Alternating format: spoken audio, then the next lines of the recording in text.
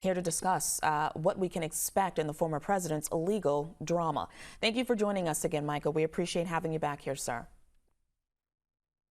It's always great to be here. I hope you can hear me this time. We can hear you.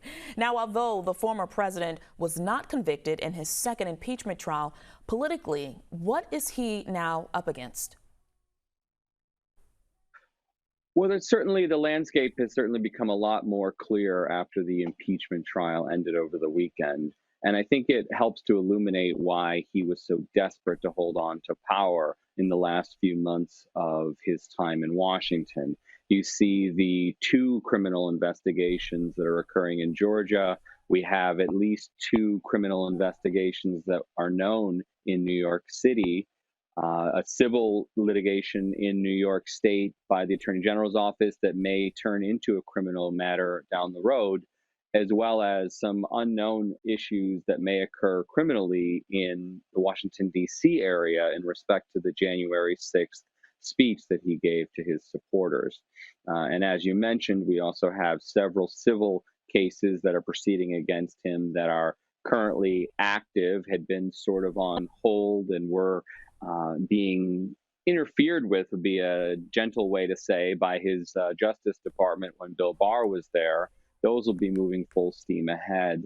And there may very well be some significant civil litigation against him by the victims in the insurrection on January 6th as well. So speaking of that, so are you saying that the former president can still be held accountable on criminal charges for what happened on January 6th? Sure, absolutely. So what is being investigated as we speak, it's certainly, since its early stages, we're probably not going to hear too much about it yet.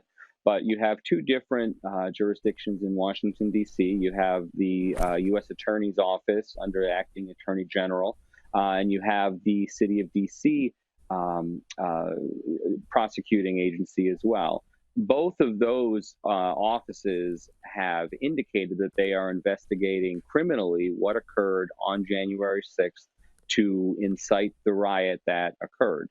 The federal charges would be the most serious. Those would potentially be conspiracy related to insurrection, conspiracy related to sedition, conspiracies concerning that. And the state charges, or at least the district charges from District of Columbia, would be misdemeanor offenses, incitement of a riot, which I don't know if anyone would try and go forward with. But yes, there is certainly criminal. Go ahead. I'm sorry. No, you finish. If you want to wrap up that last thought. Well, I'm just saying that there certainly are, he's certainly not off the hook criminally for what occurred in Washington, D.C. That's 100%. Got it. And if convicted, what's that time looking like? As I said, the state charge, or the district is not a state yet, but the district charge would be a very small misdemeanor up to 180 days. The federal charge, though, the conspiracy to commit sedition, could carry up to a 20-year to life prison term.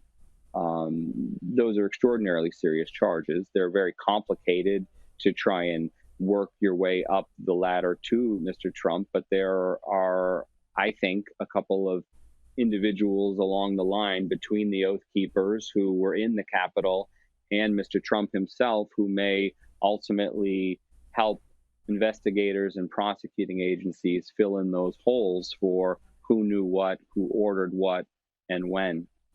Okay, well, with that being said, how soon will we see Trump back in a courtroom, or will he even appear? Well, if he were to have a criminal case, he certainly would appear. He would be required to. I don't think we'll see him in a courtroom, though, anytime in the next month or so. The Georgia investigation coming out of Fulton County seems to have the quickest traction in terms of that was an investigation of his phone call to Brian Raffensperger, the Secretary of State of Georgia, and an investigator for his office a few days beforehand that the Georgia is characterizing as an attempt to influence the election, which would be a felony charge there. The Fulton County District Attorney seems to be staking her current political welfare on that charge. So she may be moving as fast as possible. Now, So that Michael, could be the quickest one we see. I have one last question for you, and it's a yes or no, please. If the former president came to you and asked for your legal services, would you represent him?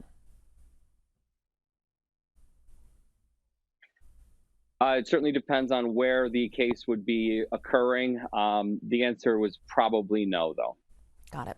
All right, Michael Kushner, attorney out of New York, thank you so much for joining us on BNC today, and we look forward to having you again on the show, sir.